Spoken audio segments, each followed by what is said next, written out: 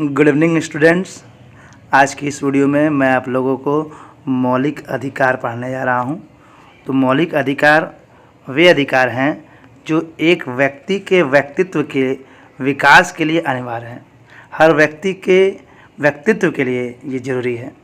और जाति, जैसे यहाँ पर कई जातियों के लोग रहते हैं, रंग कोई काला है कोई गोरा है, धर्म हिंदू मुस्लिम सिख ईसाई, नस्ल लिंग पुरुष और महिला कि अंतर किए बिना हम इसका उपयोग सभी के लिए किया जाता है। संविधान के भाग 3 में इसका उल्लेख है। मौलिक अधिकार जो है संविधान के भाग 3 में है। ये इम्पोर्टेंट क्वेश्चन, ये क्वेश्चन यहाँ से बनता है कि संविधान के किस भाग में मौलिक अधिकार का उल्लेख है। और भाग 3 में अनुच्छेद 12 से 35 तक में संविधान का मौलिक अधिकार के बारे में डिस्कस किया गया है, बताया गया है। संविधान के भाग 3 में मौलिक अधिकार के बारे में बताया गया है। और किस अनुच्छेद में? अनुच्छेद 12 से 35 के बीच में मौलिक अधिकारों की व्याख्या करता है तथा भारतीय नागरिकों की अनिवार्य स्वतंत्रता के लिए मैग्ना कार्टा का निर्माण करता है। ध्यान समझिएगा, मौलिक अधिकारों की व्याख्या करता है। मौलिक है हमारे अधिकारों की व्याख्या करता है तब भारतीय नागरिकों की अनिवार्य स्वतंत्रता के मैग्ना कार्टा का निर्माण करता है। यह अधिकार न्याय संगत और आवश्यक हो तो न्यायालय द्वारा इन लागू भी किया जा सकता है। जो अधिकार हमारा जरूरी है वो न्यायालय द्वारा लागू भी किया जा सकता है।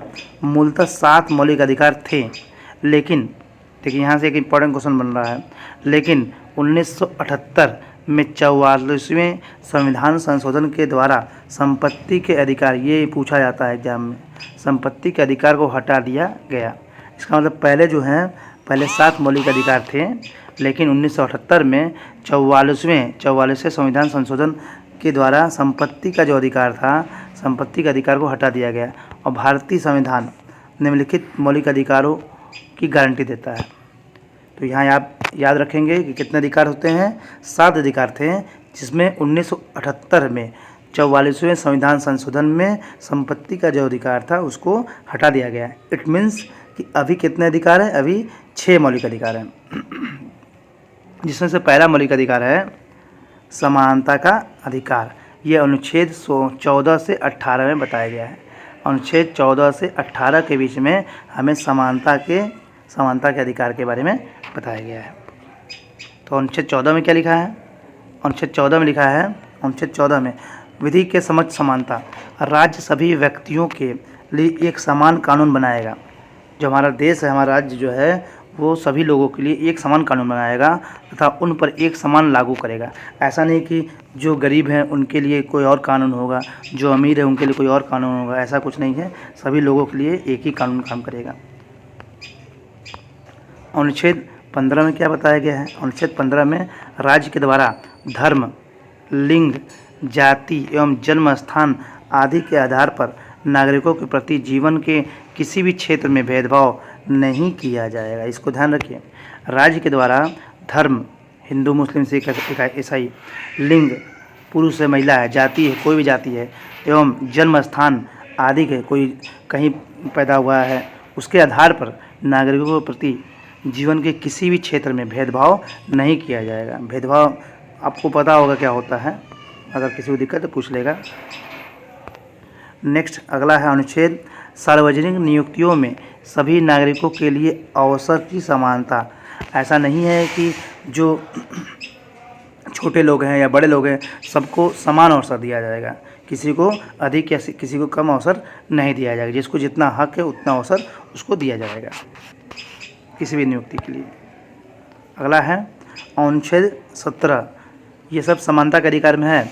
अनुच्छेद 17 अस्पृश्यता का अंत। अस्पृश्यता के उन्मूलन के लिए इसे दंडनीय अपराध घोषित किया जाएगा। अगला है नेक्स्ट अनुच्छेद 18 उपाधियों का अंत। सैनिक और शैक्षिक उपाधियों के अलावा अन्य उपाधियों का अंत। इसके तहत आप किसी भी उपाधि को दिखा नहीं सकते। जैसे सेना या शिक्षा संबंधी सम्मान के अलावा राज्य कोई भी उपाधि प्रदान नहीं करेगा। राज्य किसी भी उपाधि को प्रदान नहीं करेगा। अब अगला अधिकार है स्वतंत्रता का अधिकार। लास्ट में आप बने रहेंगे तो मैं इसका एक ट्रिक बताऊंगा, जिसकी सहायता से आप मौलिक अधिकार को बहुत ही आसानी से याद कर पाएंगे। क्या है? स्वतंत्रता का अधिकार। अनुच्छेद 19 से 22, अनुच्छेद 19 से 22 है स्वतंत्रता का अधिकार। इसके पहले जो हम लोग देखे थे वो कौन सा अधिकार था? समानता का अधिकार। समानता का अधिकार ये क्या था? ये 14 से 18 था। 14 से 18 इसको नोट कर लीजिए आप लोग। 14 से 18 क्या है? समानता का अधिकार है। और स्वतंत्रता का अधिकार क्या है? 19 से 22 के बीच में है। इसमें क्या है? जो अनुच्छेद 19 है, अनुच्छेद 19 में बताया गया है मूल संविधान में 7 तरह के स्वतंत्रता का उल्लेख था, अब सिर्फ 6 हैं। यहाँ पर भी पहले क्या था? मूल जो पहले बना हुआ था, मूल में 7 तरह की स्वतंत्रता का उल्लेख था, लेकिन अब 6 बचे हुए हैं। कौन कौन से 6 हैं? इससे पहले बोलने की स्वतंत्रता है। भारत के सभी नागरिकों को समिति या यूनियन बनाकर अपने अधिकारों के लिए विचार एवं अभिव्यक्ति की स्वतंत्रता है। लेकिन इसका मतलब है कि हम अपनी बातों को सामने वाले के पक्ष में या विपक्ष में हम अपनी बातों को रख सकते हैं। अगला पॉइंट है भारत के सभी नागरिकों को बिना हथियार के एकत्रित होने और शांतिपूर्वक सम्मेलन सभा करने का स्वतंत्रता है। भारत के सभी नागरिकों को बिना हथियार के एकत्रित होकर, एकजुट होकर के, एक साथ होकर के शांतिपूर्वक सम्मेलन तथा सभा करने की स्वतंत्रता है। नेक्स्ट है देश के नागरिकों को समिति या यूनियन बनाकर अपने अधिकारों के लिए लड़ने की भी स्वतंत्रता है। अगला है भारत के हर नागरिक को अपनी इच्छा अनुसार कहीं भी आने जाने की स्वतंत्रता है। कोई किसी को मना नहीं कर सकता कि आप यहाँ ना जाएं। अगला है भारत के नागरिक को भारत में ही कहीं भी रहने एवं बसने की स्वतंत्रता है। भारत का नागरिक पूरे भारत में कहीं भी बस सकता है, रह सकता है। अगला है कोई भी व्यापार या जीविका चलाने की स्वतंत्रता है। कोई भी व्यापार या जीविका चलाने की स्वतंत्रता है। ऐसा नहीं है कि कोई बड़े जात का है, कोई छोटे कास्ट का है, कोई गोरा है, कोई काला है तो उसके लिए कोई व्यापार बना हुआ, ऐसा नहीं है। आप अपने हिसाब से स्वतंत्र हैं, जो काम करना कर सकते हैं। अनुच्छेद 20 दोष सिद्धि से संरक्षण, जीवन जीने की एवं निजी स्वतंत्रता। किसी भी व्यक्ति को बिना अपराध साबित किए हुए दंड नहीं दिया जा सकता। जब तक अपराध साबित नहीं हुआ है तब तक आप दंड नहीं दे सकते हैं। और एक ही अपराध के लिए एक बार से अधिक दंड नहीं दिया जा सकता। उसे अपने विरुद्ध गवाही देने के लिए बाध्य नहीं किया जा सकता। किसी भी व्यक्ति को बिना अपराध साबित हुए दंड नहीं दिया जा सकता और एक ही अपराध के लिए एक बार से अधिक दंड नहीं दिया जा सकता। ये पॉइंट इम्पोर्टेंट है। अगला अनुच्छेद है अनुच्छेद 21 प्राण एवं दैहिक स्वतंत्रता का अधिकार। प्राण एवं दैहिक स्वतंत्रता का अधिकार। नेक्स्ट है 22वां कुछ दशाओं में गिरफ्तारी एवं निरोध में संरक्षण। अगर किसी भी व्यक्ति को मनमाने ढंग से हिरासत में लिया गया हो, किसी व्यक्ति को मनमाने मतलब अपने तरीके से हिरासत में ले लिया गया है तो उसे 3 प्रकार से स्वतंत्रता प्रदान की गई है। क्या है? हिरासत में लेने का कारण बताना होगा, किस कारण से आप इसको हिरासत में लिए हैं। अगला क्या है? 24 घंटे के अंदर उसे मजिस्ट्रेट के सामने पेश किया जाएगा। नेक्स्ट है उसे अपने मनपसंद वकील से सलाह लेने का अधिकार होगा। वो मतलब उसे ये स्वतंत्रता होगी कि वो हिरासत में लेने के कारण बताना होगा कि उसे क्यों हिरासत में लिया जा रहा है। अगर किसी व्यक्ति को बिना मन का अगर कोई पकड़ लेता है, कोई पुलिस वाला पकड़ लेता है, गिरफ्तार कर लेता है तो उस व्यक्ति को 3 तरह की स्वतंत्रता मिलेगी। क्या मिलेगी? कि वो किस कारण उसको हिरासत में लिया जा रहा है, ये उसकी स्वतंत्रता है, वो पूछ सकता है। दूसरा 24 घंटे के अंदर उसे मजिस्ट्रेट के सामने पेश करना होगा, उसे ले जाना होगा और उसे अपने मनपसंद व्यक्ति से सलाह लेने का अधिकार होगा। अगला है शोषण के विरुद्ध अधिकार। अनुच्छेद 23 इसके द्वारा किसी भी व्यक्ति की खरीद बिक्री, बेगारी एवं अन्य जबरदस्ती लिया हुआ श्रम निषेध ठहराया गया है। इसके उल्लंघन पर विधि के अनुसार दंड है। इसका मतलब यह है कि अगर आपका कोई भी कार्य करने का मन नहीं है, तो आपसे कोई ज़बरदस्ती काम नहीं कराया जा सकता। और तो और आप पर ये अधिकार है कि आप उसे मनाही कर सकते हैं, आप मना कर सकते हैं मैं इस कार्य को नहीं करूँगा, मैं इसके लायक नहीं हूँ। ठीक है, आपसे कोई भी काम ज़बरदस्ती नहीं कराया जा सकता। यह अनुच्छेद 23 में लिखा हुआ है। अनुच्छेद 24 बालकों के नियोजन का प्रतिबंध। 14 वर्ष से कम आयु वाले किसी भी बच्चे को कारखानों, खानों एवं अन्य जोखिम भरे कार्यों पर लगाना निषेध है। यह अनुच्छेद 24 में लिखा है कि बालकों के नियोजन का प्रतिबंध, मतलब जो 14 साल से कम आयु वाले बच्चे हैं उनको कारखानों, खानों एवं जोखिम भरे कार्यों पर न लगाया जाए। अगला है धार्मिक स्वतंत्रता का अधिकार। अनुच्छेद 25 से 28 के बीच में कहा गया है। धार्मिक स्वतंत्रता का अधिकार अनुच्छेद 25 में क्या बताया गया है? अंतःकरण की स्वतंत्रता एवं धर्म के आबाद रूप से मानने, आचरण और प्रचार करने की स्वतंत्रता। क्या बताया गया है? अगला क्या है? धार्मिक स्वतंत्रता का अधिकार अनुच्छेद 25 से 28 के बीच में बताया गया है। अनुच्छेद 25 में बताया गया है कि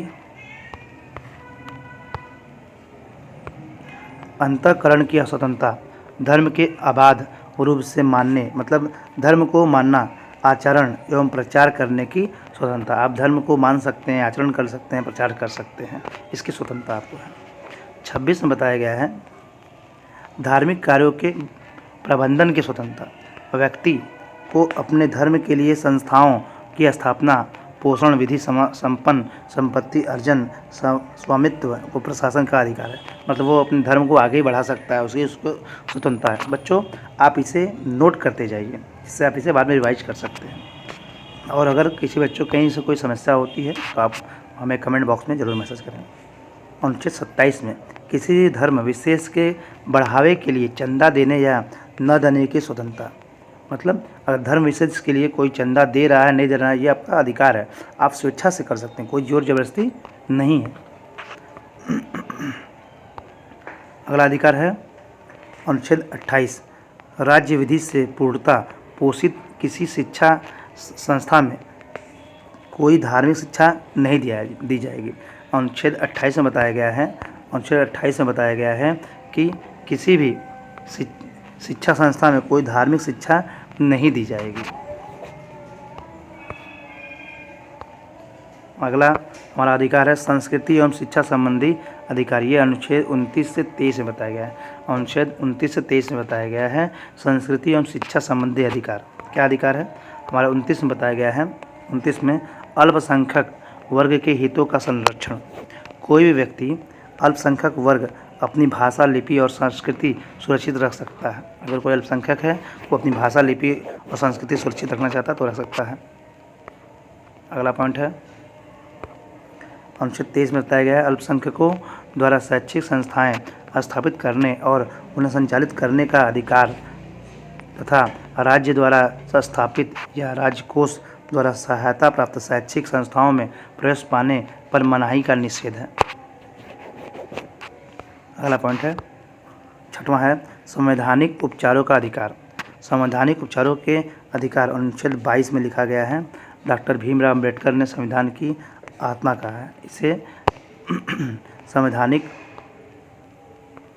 संवैधानिक उपचारों का अधिकार को डॉक्टर भीमराव अम्बेडकर ने संविधान की आत्मा कहा है। ये इंपॉर्टेंट पॉइंट है, ये अनुच्छेद 32 में लिखा है। क्या है अनुच्छेद 32 में क्या है? इसके अंतर्गत मौलिक अधिकारों का हनन होने पर समुचित कार्रवाई के लिए उच्चतम न्यायालय में आवेदन करने का अधिकार प्रदान किया जाएगा। अगर मौलिक अधिकार का हनन हो रहा है, इसे माना नहीं जा रहा है, तो उच्चतम न्यायालय में आवेदन करने का अधिकार भी है। इसमें 5 तरह के समादेश निकालने की शक्ति प्रदान की गई है। यह अनुच्छेद 32 में लिखा है।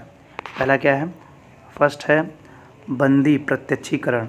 जब किसी व्यक्ति को अवैध रूप से बंदी बनाया जाता है तो सर्वोच्च न्यायालय उस बंदी बनाने वाले अधिकारी को आदेश देता है कि वह बंदी बनाए गए व्यक्ति को 24 घंटे के भीतर न्यायालय के समक्ष पेश करे। यह अपराधी जुर्म मामले में जारी नहीं किया जा सकता। क्या है, पहला क्या है, बंदी प्रत्यक्षीकरण। जब किसी व्यक्ति को अवैध रूप से बंदी बनाया जाता है तो सर्वोच्च न्यायालय उस बंदी बनाने वाले अधिकारी को आदेश देता है कि वह बंदी बनाए गए व्यक्ति को 24 घंटे के भीतर न्यायालय के समक्ष पेश करे। यह आपराधिक जुर्म के मामले में जारी नहीं किया जा सकता। अगला पॉइंट है परमादेश।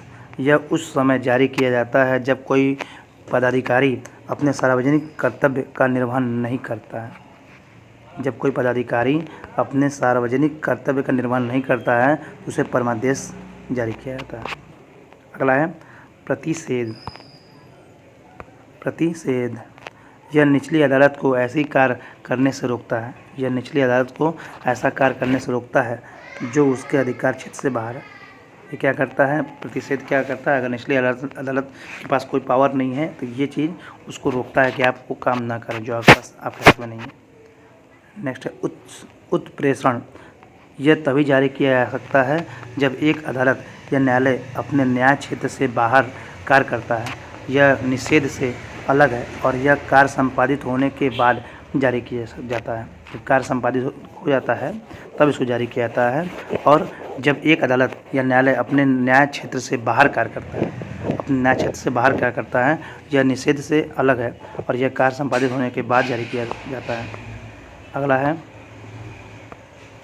अधिकार पुच्छा। यह एक व्यक्ति को एक जन कार्यालय में काम करने से मना करता है जिसका उसे अधिकार नहीं है। संविधान में जहां नागरिकों को मूल अधिकार दिए गए हैं वहीं देश की एकता और अखंडता को बनाए रखने के लिए आपातकाल की व्यवस्था भी की गई है। देश में बाह्य आक्रमण, युद्ध अथवा सशस्त्र सेना विद्रोह की स्थिति में आपातकाल लागू किया जाता है। इस दौरान राष्ट्रहित में नागरिकों के कुछ मूल अधिकार स्थगित किए जा सकते हैं।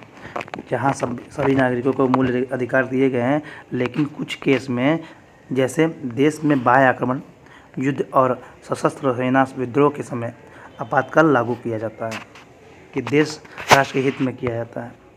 तो ये हमारे मौलिक अधिकार हैं। तो बच्चों, यदि आपको कहीं से कोई प्रॉब्लम आती है तो हमें कमेंट बॉक्स में ज़रूर बताएं, जिससे मैं उस पर आपको क्लियर कर सकूं और इसके आगे के वीडियो में नेक्स्ट